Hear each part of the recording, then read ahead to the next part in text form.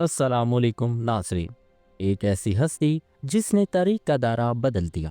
بر صغیر کی روحانی تاریخ میں بہت سے اولیاء آئے، لیکن جو مقام اور جاہ و جلال حضرت سید عثمان مروندی المعروف لا شہباز قلندر کے حصے میں آیا، اس کی مثال نہیں ملتی۔ وہ جنہیں امام رندان عالم کہا جاتا ہے، جس کی ایک ٹھوکر سے زمین لرزتی تھی اور جن کی ایک نگاہ کرم سے مردہ دل جی اٹھتے تھے۔ یہ داستان سیون کی تپتی ریت سے نہیں بلکہ کربلا کی اس مقدس مٹی سے شروع ہوتی ہے جہاں آپ کی ولادت کی بنیاد رکھی گئی تھی۔ تو آئیے ناظرین، بات کرتے ہیں آپ کے والد گرامی کا کربلا اور نجف میں قیام۔ قلندر پاک کے والد گرامی حضرت سید ابراہیم کبیر الدین رحمت اللہ علیہ اپنے وقت کے بہت بڑے زاہد اور عابد تھے۔ وہ صرف ایک بزرگ نہیں تھے بلکہ اہل بیت کے اس عشق میں سرشار تھے جو انسانوں کو دنیا سے بے نیاز کر دیتا ہے۔ روایت میں آتا ہے کہ سید ابراہیم کبیر الدین رحمت اللہ علیہ نے اپنی زندگی کا ایک طویل حصہ عراق میں گزارا۔ آپ کا معمول تھا کہ آپ روزانہ فجر سے پہلے امام حسین علیہ السلام اور امام زین العابدین علیہ السلام کے روضہ مبارک پر حاضر ہوتے۔ وہاں آپ کسی شہزادے کی طرح نہیں بلکہ ایک ادنا غلام کی طرح اپنے ہاتھوں سے روزہ مبارک کی گرد صاف کرتے اور جھاڑو دیتے۔ پرسوتا کی اس خدمت کا سلسلہ یہ ملا کہ ایک رات خواب میں آپ کو بشارت دی گئی، اے ابراہیم، تمہاری خادمی قبول ہوئی، اللہ تمہیں ایسا فرزند عطا فرمائے گا جو کائنات میں فقر کا علم بلند کرے گا اور جس کا فیض رہتی دنیا تک چلے گا۔ 538 ہجری میں آذربائیجان کے شہر مروند میں آپ کی ولادت ہوئی۔ ولادت کے وقت آپ کے چہرے پر ایسا نور تھا کہ دائی اور گھر والے دنگ رہ گئے۔ بچپن سے ہی آپ کا حال عام بچوں جیسا نہیں تھا۔ جب آپ محض 7 سال کے ہوئے تو آپ نے نہ صرف قرآن پاک حفظ کر لیا بلکہ اس کے باطنی رموز سے بھی واقف ہو گئے۔ تاریخ لکھتی ہے کہ بچپن میں جب آپ ذکر الہی میں مشغول ہوتے تو آپ کے گرد ایک پر اسرار روشنی کا حالہ بن جاتا تھا۔ آپ کے والد جانتے تھے کہ یہ وہی لال ہے جس کی بشارت انہیں کربلا کے روزے پر ملی تھی۔ یہی وجہ تھی کہ آپ کی تربیت میں کربلا کی مٹی کی تاثیر اور نجف کا جلال شامل تھا۔ نجف اشرف کی مہر اور تل یعنی آپ کی لاکڑ کی حقیقت پر جوانی میں قدم رکھتے ہی آپ روحانی پیاس بجھانے کے لیے دوبارہ عراق تشریف لے گئے۔ وہاں آپ نے نجف اشرف میں مولا علی کے دربار میں طویل اعتکاف کی۔ صوفیہ روایت میں یہ بات نہایت مستند مانی جاتی ہے کہ آپ کے سینہ مبارک میں جو دہاتی طبقہ یا جسے سندھی میں ٹل کہا جاتا ہے وہ آپ کو نجف ہی سے روحانی طور پر عطا ہوا تھا۔ اس لاکڑ پر وہ اسماء الہی اور نقش کنند تھے جو آپ کو سیف الانسان یعنی اللہ کی تلوار کا مرتبہ دیتے تھے۔ اس مہر کی حقیقت یہ تھی کہ اس کے بعد آپ جو زبان سے نکالتے وہ تقدیر بن جاتی۔ آپ کی زبان اللہ کی مرضی کا آئینہ بن گئی۔ آج بھی قلندر پاک کی تصاویر اور مزار پر اس تل کی علامتی اہمیت آپ کی اس خاص نسبت کو ظاہر کرتی ہے جو آپ کو براہ راست مولا علی سے حاصل تھی۔ عراق سے آپ ایران کے شہر مشہد پہنچے جہاں حضرت امام علی رضا علیہ السلام کا روضہ مبارک ہے۔ وہاں آپ نے ایک چلہ کیا جس کے دوران آپ پر وہ تجلیات نازل ہوئیں کہ آپ کا چہرہ مبارک شکوت کی طرح سرخ چمکنے لگا تھا۔ دیکھنے والے آپ کے نورانی جاہ و جلال کی تاب نہ لا سکتے تھے۔ اسی سرخی اور نور کی وجہ سے آپ کو لال کا لقب دیا گیا۔ آپ نے دنیاوی لباس ترک کر کے سرخ رنگ اختیار کیا جو عشق الہی میں فنا ہونے کی علامت ہے۔ آپ کی روحانی پرواز اور آپ کا شہباز کا لقب قدیم تذکرہ نگار لکھتے ہیں کہ آپ کے اندر وہ شاہانہ صفت پیدا ہو گئی تھی کہ آپ ہواؤں کے دوش پر پرواز فرماتے۔ اسی روحانی بلندی اور بے خوف پرواز کی وجہ سے آپ کو شہباز کا لقب عطا ہوا۔ شہباز اس شہین کو کہتے ہیں جو سب سے اونچی اڑان بھرتا ہے اور جس کی نظر سے کوئی چھپا ہوا راز اوجھل نہیں رہتا۔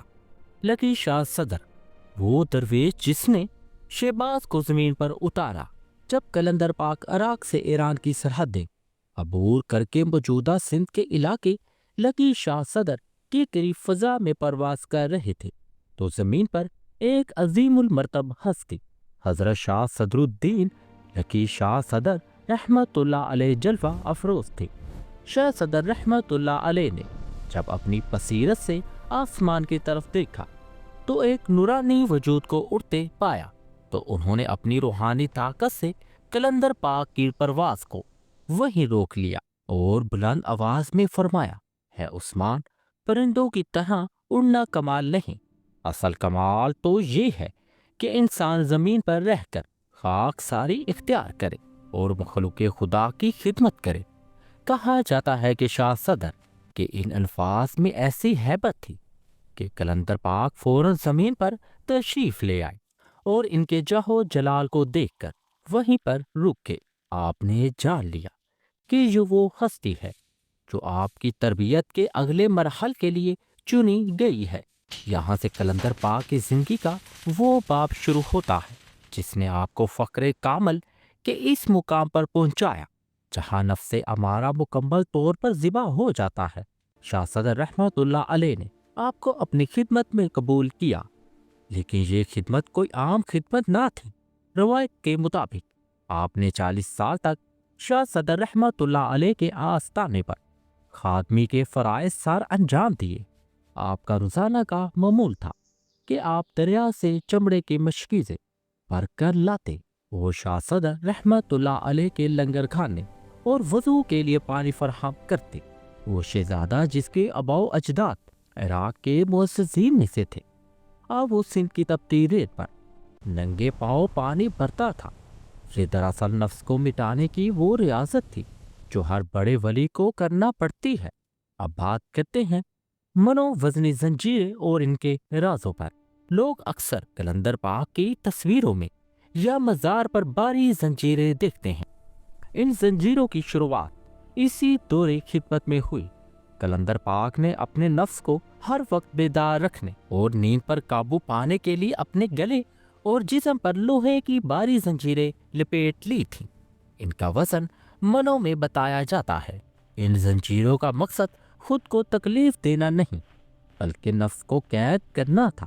آپ رحمت اللہ علیہ فرماتے تھے کہ جب تک یہ نفس زنجیروں میں جکڑا نہ ہو یہ انسان کو اللہ کی یاد سے غافل کر دیتا ہے۔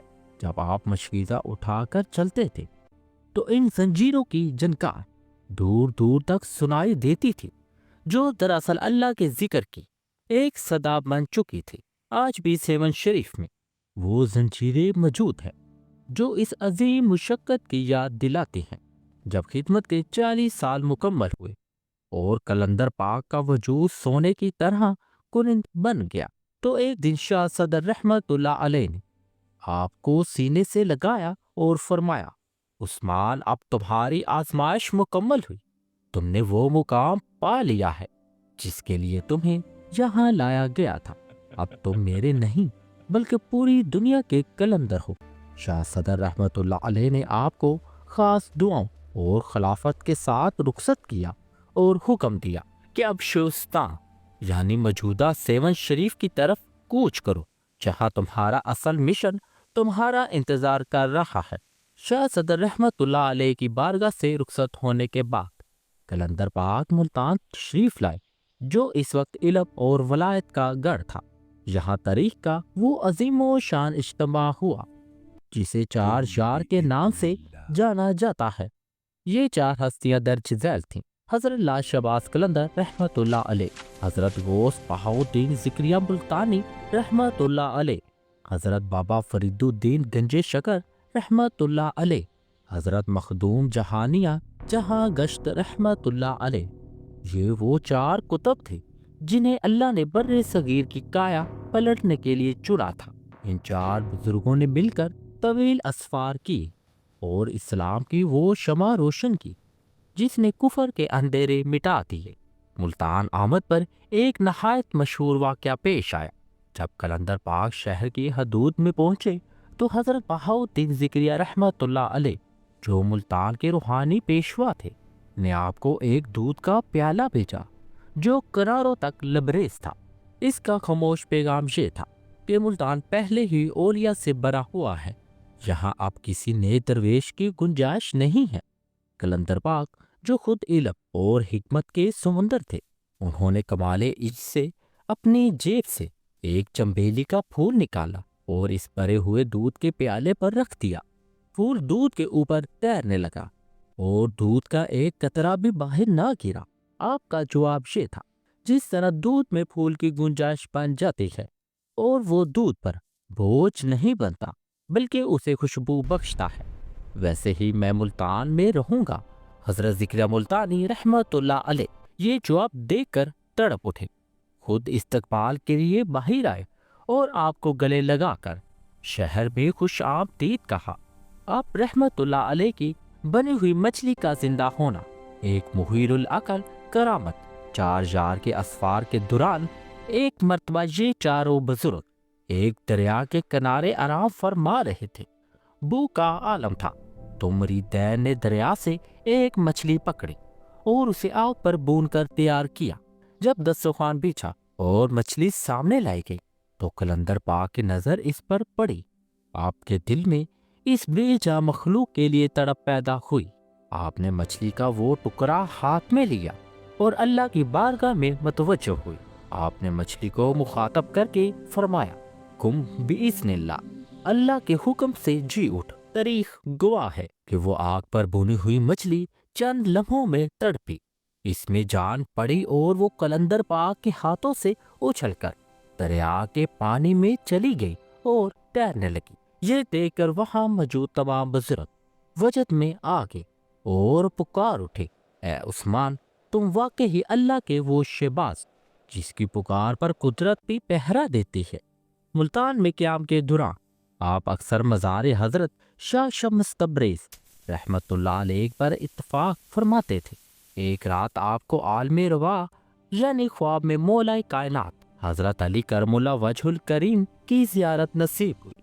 مولا علی نے آپ کو ایک سبز علم یعنی جھنڈا عطا کیا اور حکم دیا، عثمان اب سمت کا رخ کرو، سیون شریف، سیون میں کفر کا قلعہ ہے، وہاں جا کر حق کی اذان بلند کرو اور مظلوموں کو ظالم راجہ کے چنگل سے چھڑاؤ۔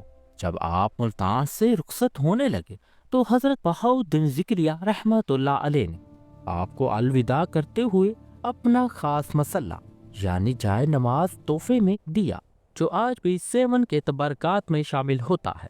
آپ ملتان شریف سے روانہ ہوئے تو آپ کے لبوں پر حق علی کا نعرہ تھا اور آپ کا رخ اس بستی کی طرف تھا جسے آج دنیا سیون شریف کہتی ہے، جسے اس وقت شیوستان کہا جاتا تھا، میں پہنچے تو یہ شہر جادو ٹونے، شرک اور ظلم و ستم کا گڑھ تھا۔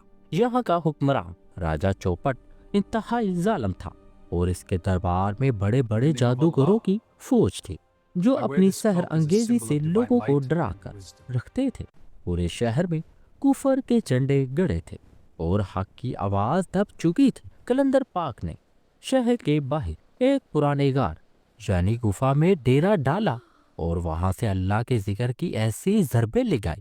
آئیے اب بات کرتے ہیں تپتے ہوئے تندور کی کرامت اور حق و باطل کے مقابلے پر۔ راجہ کے سب سے بڑے جادوگروں نے جب ایک درویش کی داغ دیکھی تو انہوں نے آپ کو نیچا دکھانے کے لیے ایک بھیانک منصوبہ بنایا۔ انہوں نے ایک بہت بڑا تندور تیار کیا اور اس میں کئی دنوں تک لکڑیاں جلا کر اسے دیکھتا ہوا جہنم بنا دیا۔ جادوگروں نے چیلنج کیا، اگر تم سچے درویش ہو تو اس تندور میں بیٹھ کر اپنی سچائی ثابت کرو۔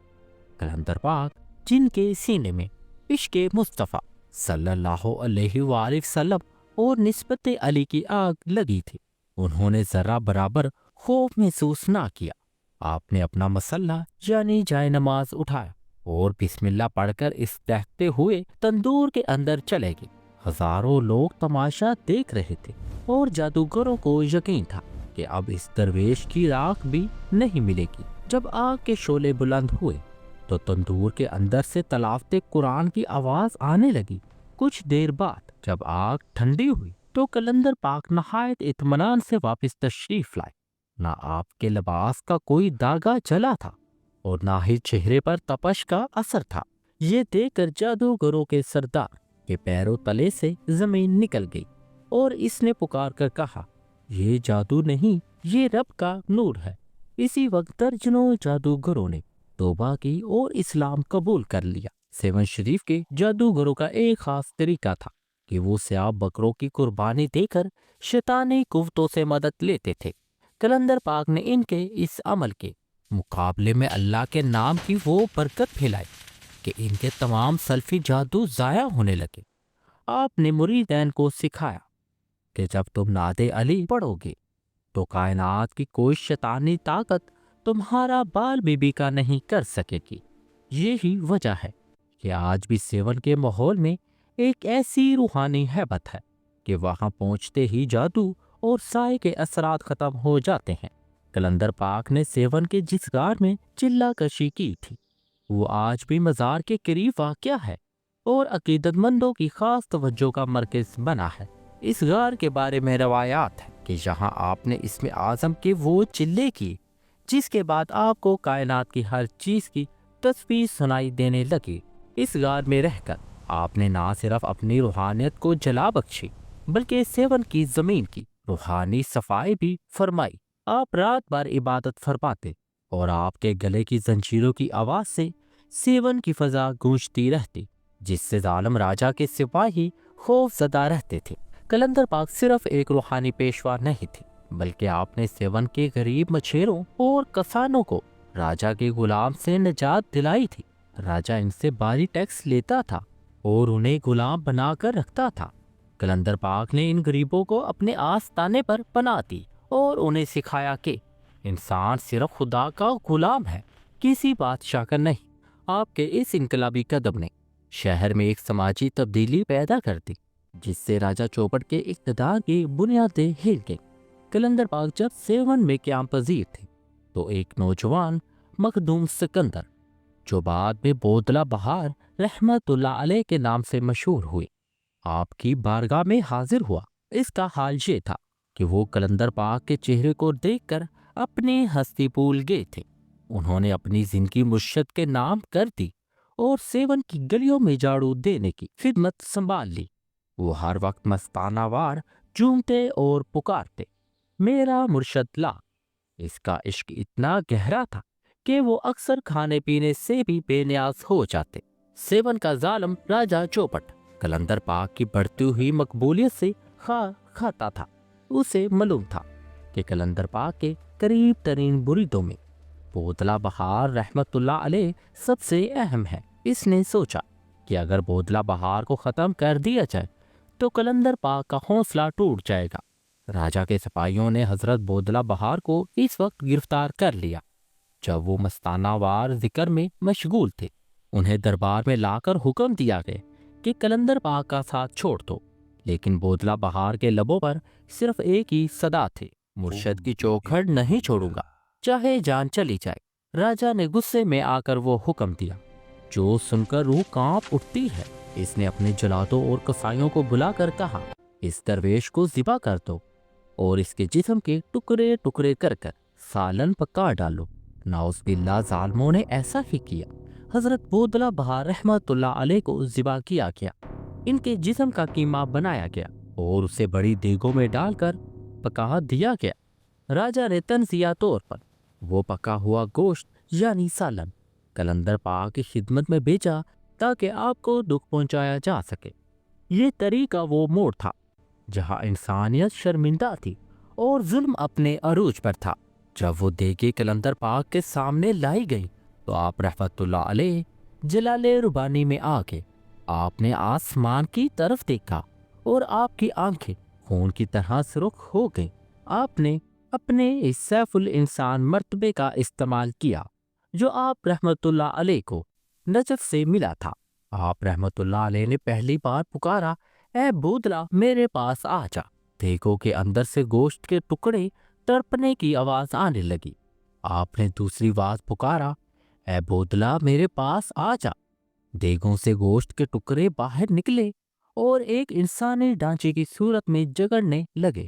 آپ رحمت اللہ علیہ نے تیسری بار جلال میں پکارا، اے بودلہ میرے پاس آ جا۔ خدا کی قدرت سے وہ تمام ٹکڑے جڑ گئے، اس پر چمڑی آئی، روح پھونکی گئی اور حضرت بودلہ رحمت اللہ علیہ زندہ سلامت ہاتھ باندھے اپنے مرشد کے سامنے کھڑے ہو کر عرض کرنے لگے، لبیک یا مرشد، میں حاضر ہوں۔ جب مریدین نے بودلہ بہار کو دوبارہ زندہ دیکھا تو پورے سیون شریف میں حق کا نعرہ گونج اٹھا۔ کلندر پاک کے چاہنے والے اس خوشی اور معجزے کو دیکھ کر وجد میں آ گئے اور مستانہ وار جھومنے لگے۔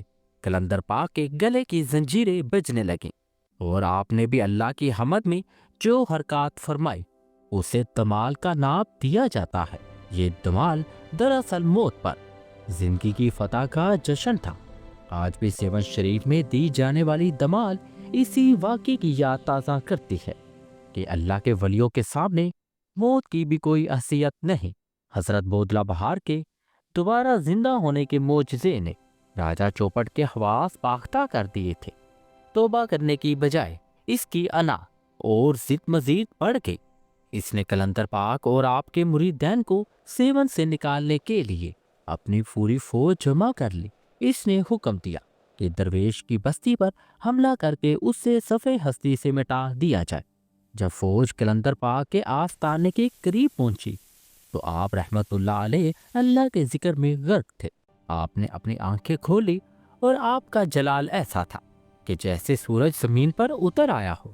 روایت میں آتا ہے کہ کلندر پاک نے اپنی لکڑی کا کشکول یعنی پیالہ اٹھایا اور اسے زمین کی طرف الٹا کر دیا۔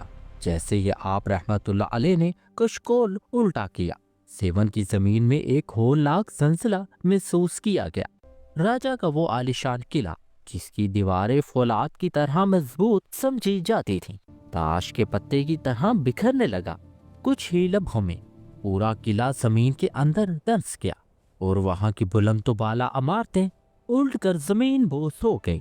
تاریخ میں اس مقام کو آج بھی الٹی بستی کے نام سے جانا جاتا ہے، جس کے کھنڈرات آج بھی سیون میں عبرت کا نشان بنے کھڑے ہیں۔ راجہ چوپٹ اپنے تکبر سمیت اسی ملبے کے نیچے دفن ہو گیا اور یوں سندھ کی زمین سے ایک ظالم باپ کا خاتمہ ہوا۔ آج بھی اگر سیون شریف جائیں تو مزار کے قریب ہی ایک اونچا ٹیلہ نظر آتا ہے جسے لوگ راجہ چوپٹ کا قلعہ کہتے ہیں۔ وہاں کی مٹی اور بکھرے ہوئے پتھر اس بات کی گواہی دیتے ہیں کہ جب اللہ کے کسی ولی کی غیر جوش میں آتی ہے تو بڑے سے بڑا اقتدار بھی ریت کی دیوار ثابت ہوتا ہے۔ لوگ آج بھی وہاں سے عبرت حاصل کرتے ہیں کہ تخت و تاج فانی ہے لیکن اللہ کے یاروں کا نام ہمیشہ باقی رہتا ہے۔ کلندر پاک کے دربار پر ہونے والی دمال محض ایک رقص نہیں بلکہ یہ اس فتح اور وجد کی علامت ہے جو مادی دنیا پر روحانیت کو حاصل ہوئی۔ اس دمال کا روحانی پہلو یہ وہ حالت ہے جس میں انسان اللہ کے ذکر کی تال پر اپنے آپ کو بھول جاتا ہے، زنجیروں کی جھنکار اور ڈول کی داغ پر۔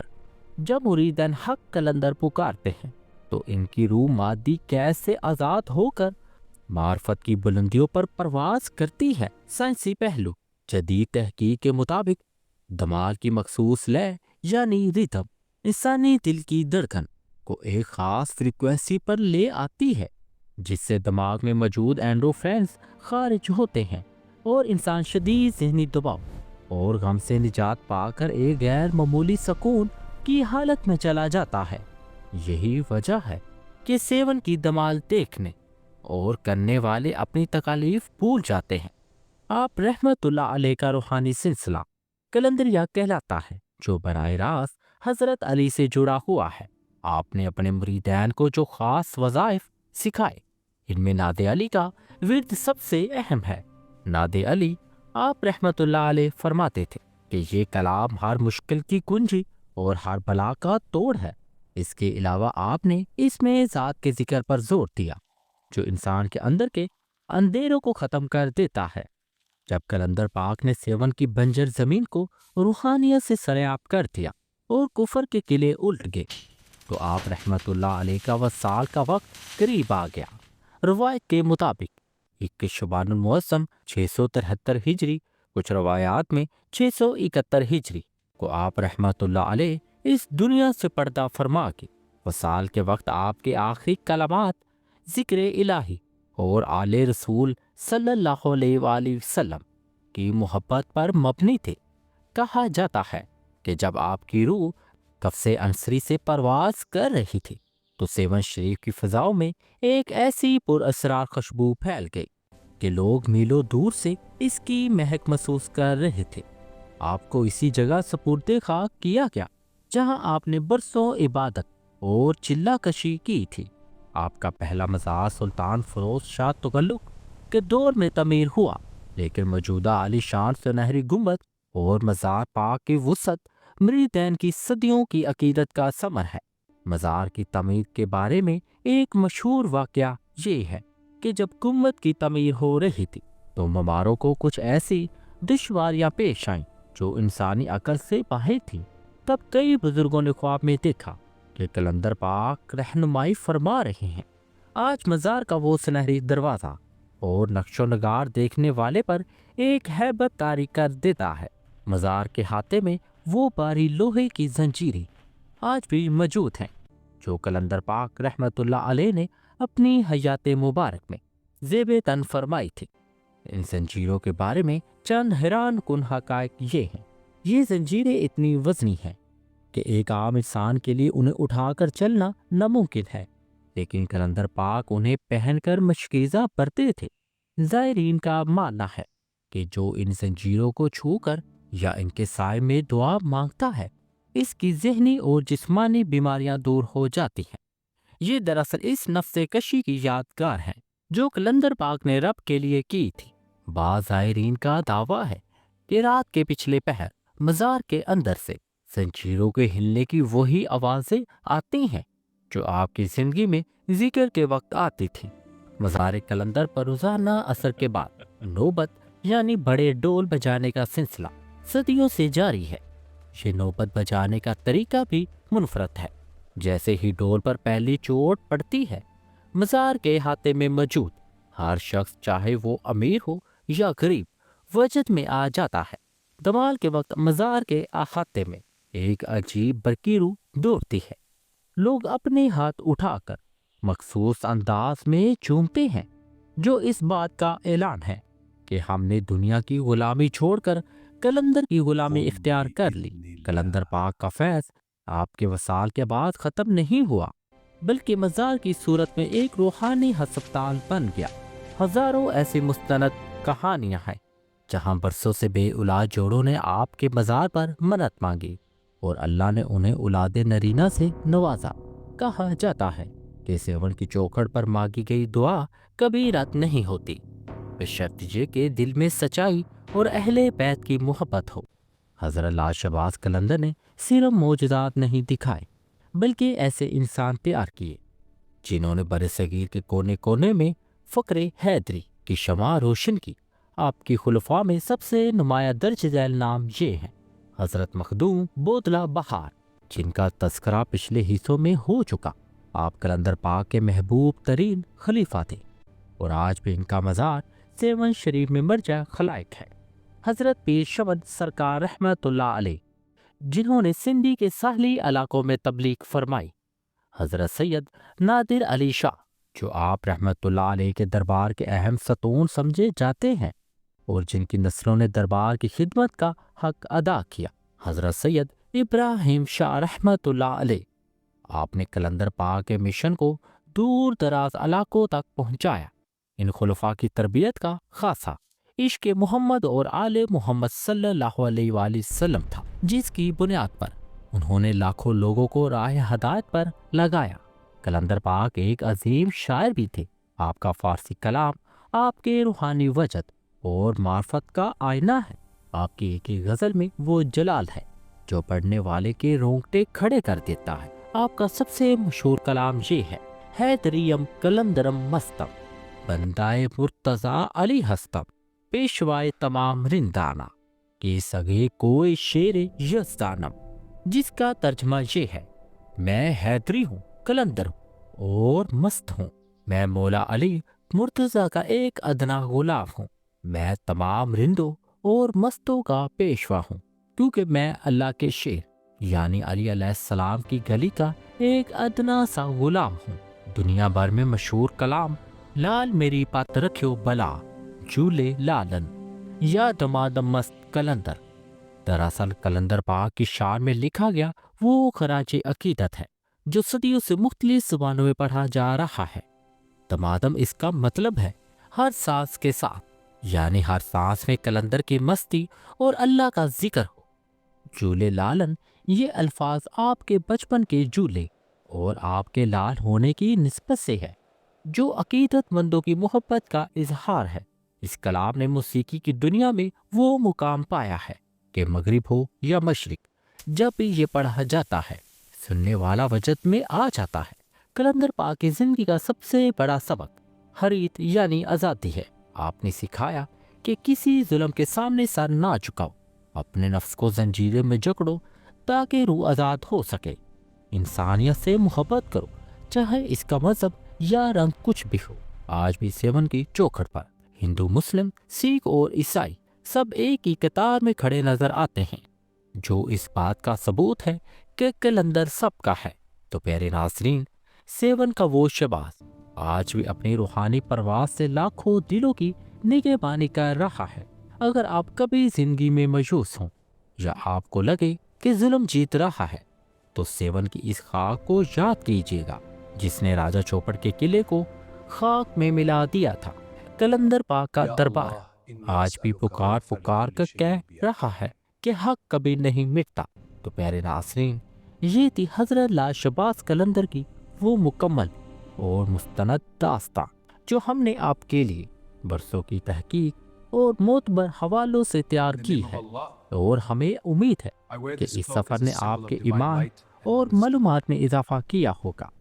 آپ کو کلندر پاک کی زندگی کا کون سا واقعہ سب سے متاثر کن لگا؟ ہمیں کمنٹس میں ضرور بتائیں۔